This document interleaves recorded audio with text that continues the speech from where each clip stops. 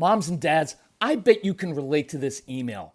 Kirk, my son is just like the kids you described in your podcast. He comes home feeling defeated after school, feeling like he isn't smart. But I got him Crunch Labs and he loves it. Building the new toy and watching Mark Rober makes him feel smart. And then he explains, talking a million miles a minute, like our kids do, all the cool science facts he's learned. It's like I get my real kid back when he's building his Crunch Labs toy. And that is exactly why I was so psyched when my niece first told me how her son loves Crunch Lab. Confession, this is the one sponsor I wanted more than any other because it's such a perfect fit for our kids. So go to crunchlabs.com/calm and you'll see why. Crunch Labs is a STEM monthly subscription build box for kids. Your kids get a really fun toy in the mail every month. And what kid doesn't love that? And then they put it together by watching a step-by-step video from former NASA engineer Mark Rober, where he teaches all the cool physics that make the toy work. Mark's passion is helping kids think like engineers. And this helps your kids develop resilience and problem-solving skills while having a ton of fun. Get your kids something they will actually love, use, and look forward to getting all throughout the coming year.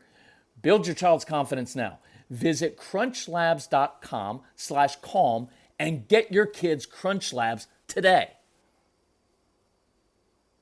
When you bring your child home for the first time, you want a baby monitor you can trust. When you choose Stork, you choose technology trusted to monitor 10 million babies in hospitals every year. Stork continuously tracks your baby's pulse rate, oxygen saturation, and temperature. Visit MassimoStork.com to learn more. Stork, a revolutionary baby monitor, is born. Stork is not a medical device. Read and understand all product labeling. Massimo data on file. So you have a child who may struggle in school. Maybe your child is impulsive and gets in trouble a lot. Or maybe this child has trouble sitting still, so he gets up and walks around class and talks to classmates, and that's disturbing other people in class. Or maybe your child blurts out and is disruptive in that way. Maybe your child struggles to connect with peers. So in order to fit in, your child says inappropriate things or silly things just to try to fit in. Maybe they struggle at times with recess because they don't always play well with other kids and they want to change the rules of the game and cheat or quit, right? And maybe you have a child who's very emotional and sometimes melts down or maybe shuts down in class. And we'll label them as being, well, he's refusing to do his work, when in reality, he's just overwhelmed. That's for another podcast. But you have kids who struggle in school, and they're real struggles. And you know what? Who else struggles? Teachers. And here's why. You and I are parents. We may have a couple strong-willed kids at home, and we struggle with getting them to do simple chores, like putting your shoes on, picking something up. Imagine being a teacher nowadays. You're competing with social media. You're competing with video games, with Minecraft, right? With Roblox, all those things. And maybe you have 20, 25 kids in your class and 6, 7, 8 of them are strong-willed. It's difficult. And so I wanted to do a couple podcasts to help teachers with practical tools. I believe we have trained more teachers in this country than anyone else, hundreds of thousands of them. And typically what happened was a school or school district contacted us, bring us out for a professional development day. But it's expensive because we have to travel. It takes a lot of time. So this fall, some parents said, hey, what if we sponsor it? What if we sponsor it so that you can speak directly to our school's teachers? And we were like, awesome idea, let's do it. Because here's what's cool. It can be any afternoon they choose, right after school. Give me an hour, because I talk really fast. I can give teachers at least 15 practical ideas that actually work in the classroom. So that's what we've done. And I want to share an example of what a real life teacher did to help a student so that you can suggest that to the teacher. If you want to do the training, sponsor the training, you can. If you just want to send a teacher our podcast, you can, because we want to help them. So reach out to Casey, C-A-S-E-Y, at celebratecalm.com, because he's the reason for all of this anyway. It was because he was struggling in school that I began going into his school and sitting in class to try to take all the research and science and marry it with very practical applications and interventions to help the teachers help my son.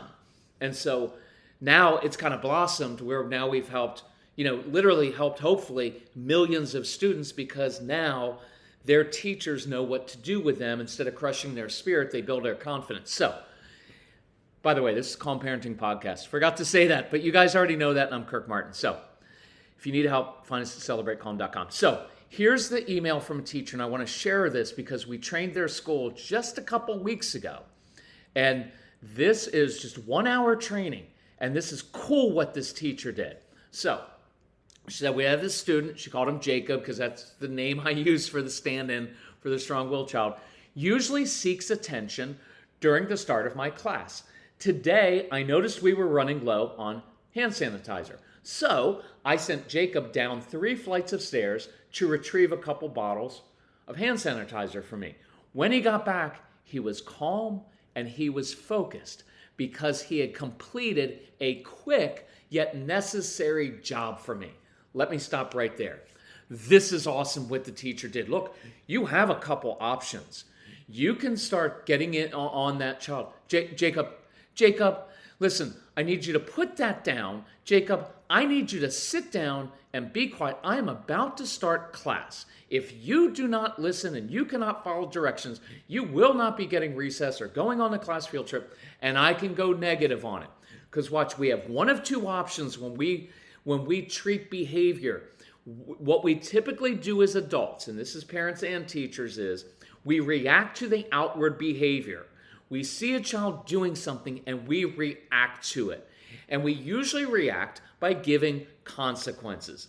And consequences don't work for the strong-willed child. They just don't. And so what happens is we end up punishing a child for failing. Think about that. The child failed, did something wrong, and so then we punish the child, hoping that that somehow is going to change his or her behavior. It doesn't work. It's not even logical. But what if we know that a particular child struggles in a specific area, and instead of punishing for failure, we were to proactively give that child tools to succeed? This is what this teacher just did. Her entire mindset toward Jacob is different now. Before, it was core negative idea of Jacob is he's a disruptive student who doesn't follow directions and is disrespectful toward me. Well, look, if I view another human being, like my spouse, like that, it's not going to work well. Instead, she started to see this is a kid who needs brain stimulation, likes specific jobs, and likes to please when given a mission. And so, with a simple change in her mindset and a simple strategy, because we teach a lot on how to give kids specific jobs to create a success. Please write that phrase down. I want to create successes.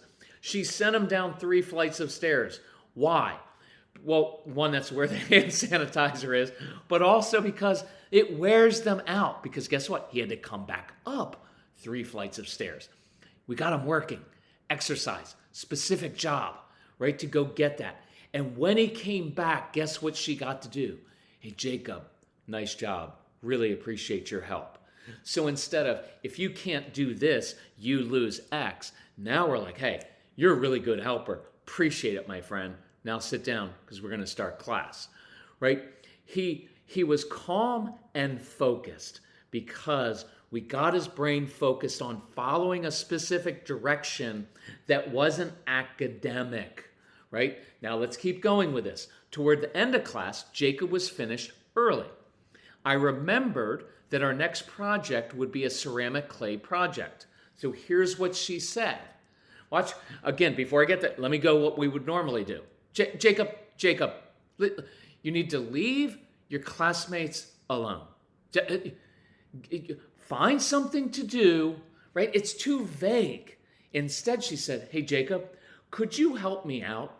Again, we teach teachers, like we try to teach you, very specific phrases. Our kids love feeling helpful. So one of the most magical phrases you can ever use is, hey, I could really use your help. So she said, could you help me out by preparing the ceramic clay for next class. And here's why this was brilliant. She said, this involves slamming the clay slabs onto the table and kneading the clay like bread dough. Here's what we had trained them about, the teachers. There are 3 columns we use on this chart that we go through, and the first one is on giving kids order and structure. The other one is stimulating their brain with purposeful missions, and the third column is about meeting sensory needs. Many of your kids, even if they don't have a diagnosis, because it doesn't matter, they have a need for sensory pressure. They play with things in their hands. They're always pushing up against you or up against things, and they like that physical pressure. It orders their body and it makes them feel calm. It also is really good when you're kneading that dough and when you're slamming that clay onto the desk. It feels good in your body, but it also helps your brain process information. It's really, really helpful. And guess what? Now he's busy. So instead of his busy hands kneading the head of another student, he's kneading the clay like bread dough. And here's what she said. Jacob was purposeful, eager, and not disrupting my class. In fact, he taught other students how to prepare the clay as they completed their drawings. That, Mrs. Teacher, is a beautiful thing that you just did, because she ended it with win-win. There are so many wins in that. There's a win for the teacher, because now she took a student who's usually disruptive and now turned it into a positive, which is what we talk about in parenting all the time.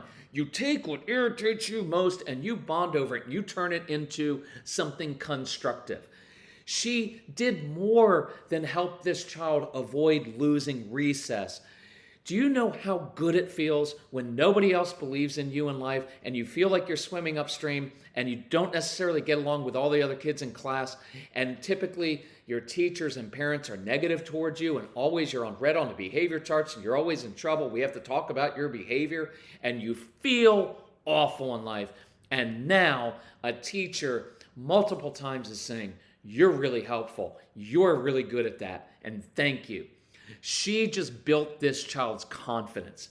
She just turned what was normally a disruptive student into a student who feels good about himself, who followed directions because he did, who now feels capable of doing assignments because we didn't start with do the hard assignment. We gave him something else to do.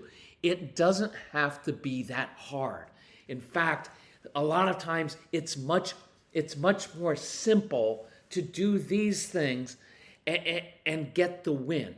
So I'm going to keep it there. I'm going to try to do some different podcasts on different behaviors that we can change and work on in the classroom, but I want to keep it simple.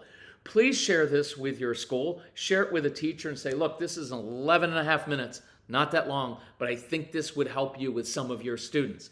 If you want to sponsor this training at your school, it's really easy. You can reach out to Casey, C-A-S-E-Y, at celebratecalm.com, or go to our website, and there's a tab called Teachers, and you can click on that, and we show you how to do it, and it's a gift to your school and those teachers, but hopefully it's a gift to you and your child as well.